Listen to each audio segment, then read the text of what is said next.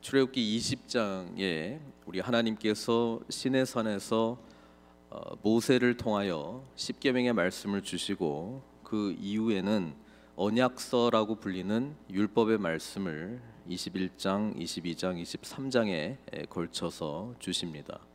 또 이제 이 모든 언약서의 내용이 오늘 이제 마감이 되는데요. 마지막 부분에 우리 하나님께서는 몇 가지를 말씀해 주셨는데 그 내용들을 우리가 살펴보면서 하나님께서 오늘 저와 여러분들에게 무엇을 말씀하고 있는가 좀 같이 보려고 합니다. 일단은 14절에 보면은 세 번 내게 절기를 지킬지니라 이렇게 말씀하고 있습니다. 17절에도 내 모든 남자는 매년 세 번씩 주 여호와께 보일지니라 이렇게 명령을 하면서 하나님 앞에서 세 번의 중요한 절기를 지켜야 할 것을 말씀해주고 있습니다. 그것이 무엇입니까? 첫 번째는 15절에 무교병의 절기, 그러니까 무교절이죠.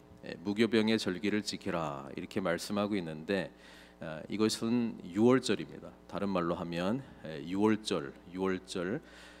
유월절은 우리가 잘 알고 있듯이 출애굽하던 날, 그렇죠? 하나님께서 마지막 10개의 재앙 중에서도 마지막 재앙인 모든 처음 난 것을 죽이게 될 때에, 심판하게 될 때에 이스라엘 백성들에게는 문지방에 양이나 염소의 피를 임방에 또 문설주에 바르게 되면 죽음의 사자가 지나갈 것이다 그렇게 말씀하셨잖아요. 그리고 이 날을 계기로 해서 이제 이스라엘 백성들은 출애굽을 하게 됩니다. 그래서 유월절 또 그때 먹어야 하는 음식 중에 하나가 무교병을 먹어야 되기 때문에 이제 무교병의 절기 또 이렇게도 부르고 있습니다만은 그때의 출애굽, 애굽에서 나왔다라고 하는 것을 기억하라고 우리 하나님께서는 말씀하고 있습니다. 우리는 유월절 양으로 죽임 당하신 이 사건이 바로 예수 그리스도의 십자가에서의 죽음이라고 하는 것으로 연결해서 이해를 하고 있습니다. 그래서 이 무교절을 지켜라, 유월절을 지키라라고 하는 것은 우리에게는 어떤 의미인가요? 예수 그리스도의 십자가의 죽으심을 기억하라는 것이죠. 이것 없이 우리는 구원이라고 하는 것이 이루어질 수 없기 때문에 그리고 안식일을 지나고 그 다음 날 초실절을 또 지키게 되어 있습니다. 16절에 나오는 첫 열매를 거둠이라 뭐 이것하고 좀 헷갈릴 수도 있는데요. 우리 그 유월절을 지내고 나서 안식일을 지난 다음에 첫날에 초실절을 지키게 되는데 이것은 예수 그리스도께서 십자가에서 죽으시고 3일 후에 부활할 것에 대한 예표적인 절기가 되는 것이죠. 그래서 무교절을 지켜라, 유월절을 지켜라 라고 하는 것은 저와 여러분들에게는 주님의 십자가에서의 죽으심과 부활을 기억하라 이것을 우리가 이해하면 되겠습니다. 그럼 두 번째 맥추절을 지켜라 이렇게 되어 있는데 여기서 이제 그 맥이라고 하는 이 한자가 우리가 보통 보리로 생각할 수 있습니다. 근데 실제로 이 맥추절이라고 하는 이 단어가 우리 한글 성경에는 이렇게 번역이 되어 있습니다만은 원어를 보면은 그냥 추수의 절기입니다. 추수의 절기 때에 이것을 지키라라고 하는 것이고 이때의 첫 번째 열매는 보리가 아니라 밀입니다. 밀. 그렇죠. 밀 첫 번째 수확을 또 하나님께 이제 드리는 것이죠. 유월절 때도 무교절 유월절 때도 빈손으로 내 앞에 나오지 말지며 이 말은 무엇입니까? 우리가 예수 그리스도의 십자가 사건과 부활의 사건을 기억을 하면서 사실 부활하신 날을 기념을 해서 우리가 예배를 드리는 것이 주일이지 않습니까? 우리가 빈손으로 나오지 말라라고 하는 것은 하나님의 구원에 대한 합당한 반응을 보이라는 것입니다. 합당한 반응을 보이라는 것이죠. 정말 구원을 받았다 그러면 애굽에서 출애굽하게 되는, 그래서 종에서 자유하게 되고, 또 이제는 노예살이가 아니라 이제는 정말 하나님 나라의 자유민으로 살게 되었을 때 이 절기를 기억하면서 어떻게 나와야 되겠어요? 예, 감사와 감격으로 나오는 것이죠. 그 빈손으로 나오지 말라. 반응을 보이라는 것입니다. 하나님께서 정말 너희들에게 베푼 그 구원의 의미를 안다? 그러면 그 아는 자의 삶을 나타내라라고 하는 것이죠. 이것이 하나님을 사랑하는 것과 또 이웃을 사랑하는 것으로 우리가 표현되기도 하고, 또 하나님 앞에 나올 때에 빈손으로 나오지 않고 감사의 예물로, 또 감사의 제사로 나오는 이 모든 것을 이제 이런 식으로 표현하고 있는 것입니다. 맥주절도 마찬가지입니다. 여기 생명의 삶의 설명에는 밀이나 보리를 거두고 나서 지키는 절기다. 의미로는 그렇습니다만 실제로는 밀, 추수 때가 맞습니다. 칠칠절 혹은 오순절이라고도 합니다. 그렇죠? 그러니까 다른 의미가 칠칠절 또는 오순절. 칠칠절이라고 하는 것은 6월절을 기점으로 해가지고 7번의 7일, 7주가 지났기 때문에, 그렇죠? 그래서 오순절은 그 10이라고 하는 순, 이게 5번이니까 그러니까 50일로 계산하는 것이잖아요. 그래서 6월절이 지난 이 한 50일 되는 또 47번의 주가 지난 그 날을 말하고 있습니다. 그래서 칠칠절 또는 오순절을 지키라고 하는 것이죠. 우리는 그 교회사적으로 오순절날 어떤 일이 일어났습니까? 우리 지난 주일도 성령 강림 주일로 교회력에서는 지키고 있는데요. 오순절날 성령께서 이제 임하시게 되는 것이거든요. 그래서 예수 그리스도의 죽으심과 부활을 기억하고 승천하시고 그다음에 뭐예요? 성령님 보내주신 그 사건을 기억하라는 것이죠. 왜냐? 이 성령 강림 주일은 교회가 탄생되는 그 절기를 말하고 있고요. 우리 예수 그리스도를 믿는 저와 여러분들은 성령의 은혜 안에서 교회로 한 몸 공동체가 되었다라고 하는 것을 기억하라는 것입니다. 이것이 저와 여러분들에게는 날마다 주님의 죽으심과 부활을 기억한다는 것이 무엇인가? 똑같은 이야기죠. 우리 안에 예수 그리스도께서 죄의 문제를 해결해 주시고 하나님 보좌 우편에 앉아 계시면서 만유의 이제 주님이 되시고 왕이 되시고, 그 다음에 성령님을 보내주셔가지고 우리가 교회를 이루고 하나님의 뜻대로 살아갈 수 있는 그런 은혜를 베풀어 주신 게 이제 칠칠절, 여기서는 이제 맥주절로 나와 있습니다만은 오순절, 그것을 의미하고 있다라고 하는 것입니다. 수장절을 지키라. 수장절은 그 여기 설명이 나와 있잖아요. 내가 수고하여 이룬 것을 연말에 밭에서부터 거두어 저장함이니라. 그러니까 이제 추수를 다 하고 이것을 이제 저장을 해놓은 그것을 이제 기억하면서 이제 수장절이라고 하는데, 다른 말로 하면은 초막절입니다. 초막절 또는 장막절입니다. 이 초막절과 장막절은 무엇을 하는 것이냐? 이제 초막을 짓고 살아가는 것이죠. 그래서 왜 여기서는 지금 수장절로 나와 있다가 뒤에는 이게 초막절로 다시 설명이 되거든요.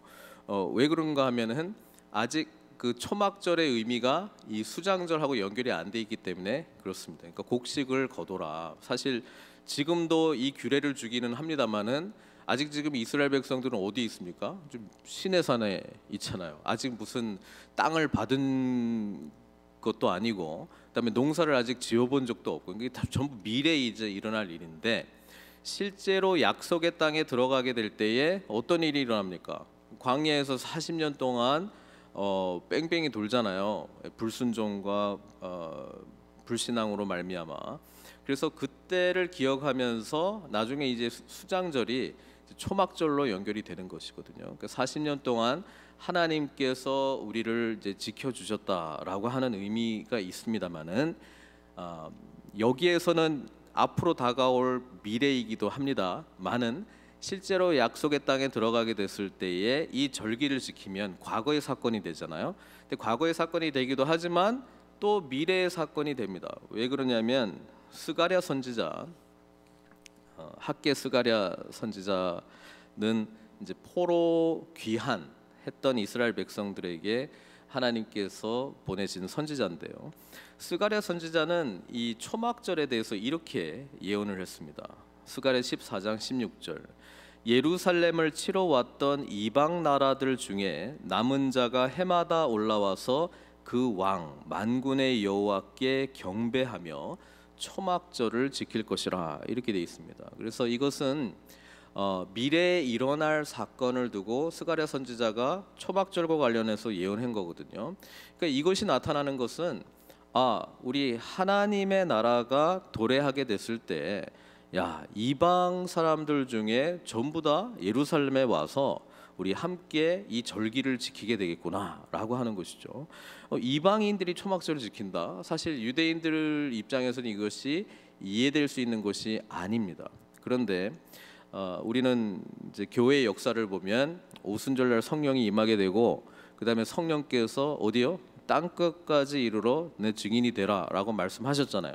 그러니까 전 세계 복음이 증거되고 이제 하나님의 나라에 이 모든 사람들이 모이게 될 것이다라고 하는 것을 이 예표하고 있는 예언의 말씀이 된 거거든요. 그리고 실제로 계시록, 성경 책의 마지막 책인 계시록에서도 제가 우리 장례식 때 주로 사용하는 본문이기는 합니다만은 여기에도 보면은 뭐라고 나와 있습니까? 계시록 21장 1절 4절 보면은 새 하늘과 새 땅, 처음 하늘 없어졌고 바다도 없고요. 그 다음에 새 성, 거룩한 성 예루살렘이 하나님께로부터 하늘에서 내려오고 그것이 마치 신부가 남편을 위하여 단장한 것 같더라. 그렇죠?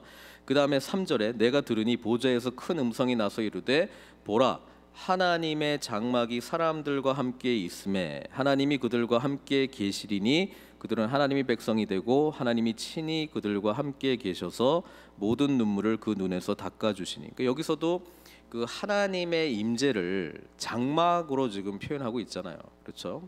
그러니까 이 초막절은 40년 동안 광야에서의 삶을 기억하게 하는 것뿐 아니라 스가랴 선지자를 통해서 앞으로 도래하게 될 하나님에 대한 예언의 말씀이 예수 그리스도의 재림과 함께 이 하나님의 나라가 완성되잖아요. 그러면 그 나라의 모습을 지금 보여주고 있는 것이거든요. 우리가 보통 죽어서 가는 하나님 나라의 의미로 이제는 슬픔도 없고 사망도 없고 애통하는 것이나 그것도 없다라고 이야기하는데, 오늘날 사실 우리가 예수 그리스도께서 다스리시고 이미 시작된 하나님의 나라의 은혜 속에서 살아가게 될 때에 우리는 여전히 이 기쁨과 감격 속에서 살아갈 수 있다라고 하는 것입니다. 그런데 그것이 이 예수 그리스도의 재림과 함께 완성될 하나님의 나라의 이미지로 연결을 한다면, 지금 이 수장절, 또 다른 이름은 초막절, 장막절은 예수님의 뭐하고 연결된다고요? 재림과 연결되는 거잖아요. 그러면 이 구약의 이 절기를 지켜라, 우리도 십자가에서 죽으시고 우리를 위해서 부활하신 주님을 기억하고, 그렇죠? 성령님께서 오셔서 우리와 늘 동행하시고 함께하시고 예수님께서 우리에게 요구하시는 삶을 살아갈 수 있는 능력도 주시고 지혜도 주시고 진리로 인도해 주시고, 그죠? 언제까지? 주님께서 오시는 그날 우리가 소망하면서 살아가는 것이잖아요. 그러니까 이것은 1년에 우리가 3번 지키는 그런 절기, 지켰기 때문에 나는 이제 하나님의 백성이 되다, 이게 아니라 구원받은 자가 마땅히 날마다 하나님 앞에 나아가야 되는 모습이라고 하는 것을 우리가 신약의 그런 예수님과 연결해서 이 절기들을 생각해 보면은 당연히 마땅히 해야 되는 것이죠. 이때마다 하나님께서는 무엇을 요구하고 계십니까? 빈손으로 오지 마라. 반응을 보여라. 이 제사를 드릴 때에 제대로 해라, 똑바로 해라. 그 말씀을 하는 것은 무엇입니까? 합당한 반응을 보여라. 저희 교회 표를 쓴다 그러면은 하나님 나라 복음 중심으로 살아라. 복음에 합당한 반응을 보여라, 그 말이거든요. 예, 그 말입니다. 우리는 늘 주님께서 우리를 위해서 행하신 일, 십자가에서 죽으심과 부활, 그로 말미암아 우리에게 내주하시는 성령님, 이 사건을 기억하고 오늘 우리에게 이루어진 사실로 믿고 체화하면서 살아내는 믿음의 반응을 보일 것. 언제까지? 주님께서 다시 오실 때까지. 주님 나라가 완성되는 것을 소망하면서 오늘도 내일도 우리는 살아가야 될 것을 지금 말씀해주고 있는 것입니다. 그리고 이제 20절부터는 지금 이스라엘 백성들에게 말씀해 주시고 있는 건데요. 이제 미래에 일어날 사건인데 앞서 행하시는 하나님에 대해서 말씀해 주고 있습니다. 그렇죠? 20절에 내가 사자를 내 앞서 보내어 길에서 너를 보호하여 너를 내가 예비한 곳에 이르게 하리니. 자, 이게 우리가 모세가 하나님께로부터 부름 받았을 때에 모세가 자꾸 변명하잖아요. 뭐 이러면 어떻게 되고 저러면 어떻게 되고 뭐 인간적으로 이제 고민이 많이 있어요. 근데 하나님께서 내가 정말 확실하다, 이걸 믿어라라고 하는 그 증거를 미래에 일어날 일로 말씀해 주시는데, 네가 가서 이스라엘 백성들을 구원해 내 가지고 이 산에서, 지금 시내산에서, 내가 지금 말하고 있는 이 시내산에서 예배를 드리게 될 건데 이것이 내가 너를 보낸 증거다, 이렇게 이야기합니다. 우리가 생각해 보면은 굉장히 웃긴 증거죠. 아니 지금 증거를 달라 그러는데 미래에 일어날 사건을 가지고 증거를 대십니까? 그렇죠? 굉장히 재밌는 우리 하나님의 반응이잖아요. 근데 하나님 입장에서는 이것이 너무나 확실한 증거입니다. 왜냐하면은 우리 하나님께서는 알파와 오메가시잖아요. 과거, 현재, 미래를 다 꿰뚫고 보시는 분이시잖아요. 그러니까 미래에 일어날 일이 하나님께서 작정하시고 하실 것이라면 반드시 일어날 것이라고 하는 확신 속에서 우리에게 말씀해 주시는 것 아니겠습니까? 그러니까 지금 이 20절의 규례도 마찬가지입니다. 내가 사자를 내 앞서 보내어 길에서 너를 보호하여 너를 내가 예비한 곳에 이르게 하리니. 여기에는 하나님께서 반드시 하시겠다라고 하는 작정하신 예정이 있고 또 반드시 그렇게 이루실 것이라고 하는 하나님의 놀라운 우리를 향한 의지가 있다라고 하는 것입니다. 저와 여러분들은요, 구원을 받았을 때에 우리의 미래에 대해서 사실 이런 믿음으로 하나님께 온전히 내어드리는 그런 마음이 있어야 된다라고 하는 것입니다. 내일 어떻게 될까? 이렇게 되면 어떻게 될까? 당연히 걱정이 되죠. 근데 이것을 해결하기 위해서 당면한 문제들에 집중하는 것도 필요합니다. 뭐 아무것도 하지 말라는 건 아닙니다만은, 그러나 이것을 계획하시고 작정하신 하나님을 만나게 되면 우리는 사실 이 부분으로부터 자유할 수 있습니다. 하나님은 앞서 행하시는 분이십니다. 우리를 구원하셨다면 우리의 이 구원의 완성이 하나님의 나라의 완성과 함께 우리를 통하여 반드시 이루어질 것이다라고 하는 강력한 의지를 가지고 우리 한 사람 한 사람을 불러 주셨다라고 하는 것입니다. 우리의 값어치는 예수 그리스도께서 생명을 내어 놓으시는 값어치라고 하는 것을 우리는 결코 잊지 말고 오늘도 우리와 함께 하시고 앞서 행하시는 우리 하나님을 믿어야 된다라고 하는 것입니다. 뒤에 보면은 하나님께서는 그렇기 때문에 우리에게 요구하시는 몇 가지가 있는데 계속 반복되어서 나타나는 것이죠. 무엇입니까? 다른 이방 신들을 섬기지 말고 오직 하나님만 섬기라는 것입니다. 25절. 하나님만 섬기라고 하는 것이 그냥 하기 싫은데 억지로 하는 복종이 아니라 사랑하기 때문에, 하나님이 어떤 분이신 줄을 알기 때문에, 나를 구원해 주신 그 은혜와 감격이 크기 때문에, 하나님을 절대적으로 신뢰하기 때문에, 하나님께서 우리를 위하시는 분이신 줄을 알기 때문에, 우리를 통해서 놀라운 하나님의 역사를 이루실 것이라고 하는 것을 확신하기 때문에 섬기는 것이죠. 그렇죠. 하나님을 섬기라는 것입니다. 그러면 뭐 뒤에 나오잖아요. 양식과 재력의 복을 주고 너희 중에 병을 제하고 이제는 아픔도 없고 이렇게 조금 이야기하잖아요. 이것이 우리가 통상 예수 믿고 이 세상 속에서 누리려고 하는 것인데, 근데 질문이 있잖아요. 예수 믿어도 병 들던데요. 예수 믿어도 양식과 물에 복이 안 내려지는 것 같은데요. 예수 믿어도 여전히 고민들이 많이 있는데 이거 뭐 어떻게 된 겁니까? 내가 덜 순종해서 그런 건가요? 내가 하나님을 덜 섬겨서 그런 건가요? 우리 주님께서 오셨어요. 이 세상적인 어떤 것들, 우리 산상수훈에서도 말씀하시잖아요. 무엇을 먹을까, 무엇을 입을까 염려하지 말라. 그렇죠? 왜냐하면 주님께서 가져오시는 하나님의 나라가 이것들과는 비교할 수 없을 정도로, 또 계시록에서도 말하고 있잖아요. 처음 하늘과 처음 땅은 없어질 거라고. 없어질 건데 여기서 얻는다라고 하는 게 무슨 의미가 있겠습니까? 그러니까 주님의 관점은 하나님께서 예수 그리스도를 통해서 우리에게 주신 하나님의 나라가 너무 중요하고 그것 때문에 오셨기 때문에 이 하나님 나라의 가치를 알려주시기를 원하시고, 이 하나님 나라를 통해서 이루시게 될 그 놀라운 은혜와 축복과 복을 알려주시기를 원하시고, 이 세상, 잠깐 사라질 이 세상이 아니라 도래하고 완성할 하나님의 나라의 영광과 풍성함을 우리에게 보여주시기를 원하시는 거잖아요. 그러니까 주님께서는 중요한 게 나를 믿어야 된다는 거예요. 왜? 여기서 살면서 병나고 이런 것보다 더 중요한 영생의 문제가 있기 때문에. 그렇죠? 네. 26절에 내 나라에 낙태하는 자가 없고 임신하지 못하는 자가 없을 것이며. 그러면 뭐 예수 믿는 사람들은 다 아기 잘 낳고 뭐 이런 겁니까? 아니잖아요. 우리에게는 이 영생에 대한 소망으로, 영생에 대한 믿음으로 우리가 영생을 누리고 뭐예요? 또 다른 예수 믿지 못하는 자들에게 생명 낳는 이 무한한 작업이, 사명이 저 여러분들에게 주어졌다라고 하는 것을 말씀해주고 있고, 하나님의 나라는 생명이라는 것입니다. 하나님의 나라는 생명을 낳는 사역이라고 하는 것을 말씀해주고 있습니다. 그리고 27절에 내가 내 위엄을 내 앞서 보내어 내가 이를 곳에 모든 백성을 물리치고. 물론 이스라엘 백성들은 우리가 이제 이 땅에서 전쟁에서 승리해가지고 우리가 땅을 얻겠구나 뭐 이 정도 생각을 가지고 있었겠죠. 그런데 저와 여러분들에겐 이게 영적 전쟁이라는 건 아니겠습니까?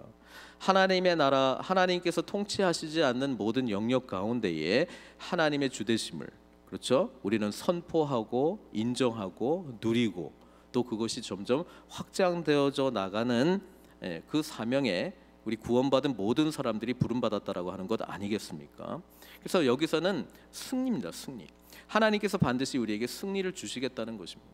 근데 이 승리는 우리가 그 여호수아서를 읽어보면은 이제 막 그 동편에서 이제 요단강을 건너가지고 여리고, 처음부터 이제 여리고 막 점령하고 이제 나가면서 가나안 땅을 정복해 나갈 때에 하나님께서 누구를 보내주십니까? 군대 장관 보내주잖아요. 우리 여호수아서 5장 13절에서 15절 보면은 여호수아가 여리고에 가까이 이르렀을 때에 눈을 들어본즉 한 사람이 칼을 빼어 손에 들고 마주 서 있는지라. 여호수아가 나아가서 그에게 묻되 너는 우리를 위하느냐 우리의 적들을 위하느냐. 질문이 틀렸죠.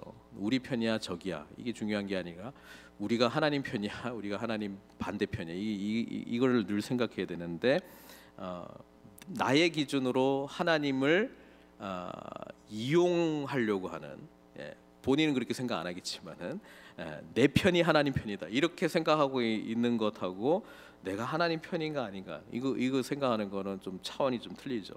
어쨌든 여호수아는 이런 질문합니다. 그가 이르되 아니라 나는 여호와의 군대 장관으로 지금 왔느니라. 이 전쟁은 영적 전쟁이라는 것입니다. 그러니까 여호수아에게 그것을 알려주시기 위해서 여호와의 군대 장관으로 왔죠.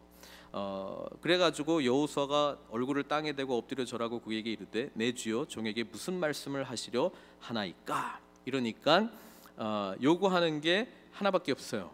내 발에서 신을 벗어라, 이렇게 이야기합니다. 내가 선 것은 거룩하니라. 영적 전쟁에서 승리하기 위한 방법은 뭡니까? 여리고 이제 점령해야 되지.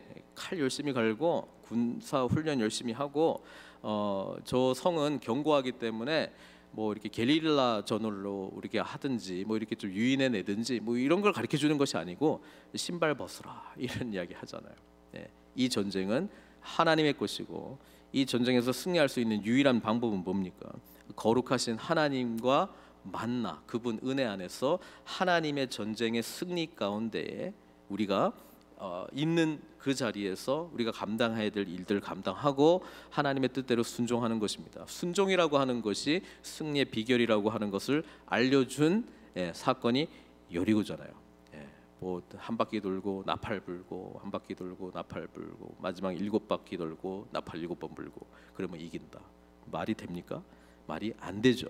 그런데 하나님의 거룩하신 은혜 안에서는 저와 여러분들에게 너무나도 중요한 말씀을 해주고 있는 것인데, 순종이 능력이라는 것입니다. 하나님을 신뢰하는 것이 능력이라는 것입니다. 하나님 앞에 우리의 신을 벗는 것이 거룩의 능력이라고 하는 것을 말씀해주고 있고, 우리는 예수님께서 오셔서 하나님의 나라를 가져오셨잖아요.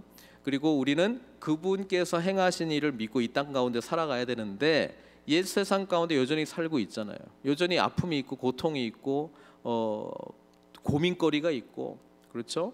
세상은 우리를 또 기독교인들을 지금 어느 때보다도 더 많이 공격하고 있고, 하나님 나라의 가치가 무시당하고 있고, 그런 거잖아요.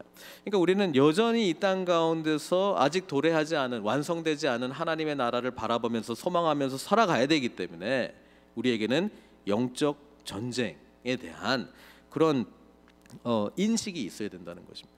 그래서 여기서 승리하기 위한 비결은 앞서 행하시고 싸우시는 주님을 온전히 믿고, 주님께서 말씀하신 대로 순종함으로, 그리고 늘 하나님 앞에 성결하고 거룩한 모습으로 서 있을 때에, 우리의 노력으로 거룩해지는 것이 아니고 이미 예수님께서 이미 우리를 위해서 행하신 십자가에서의 죽으심과 부활, 주님과 연합하는 이것을 온전히 믿고 성령이 인도하심 받으면서 다시 오실 주님 소망하면서 오늘 우리가 어떤 삶을 살아야 될지를 분별하면서, 그렇죠?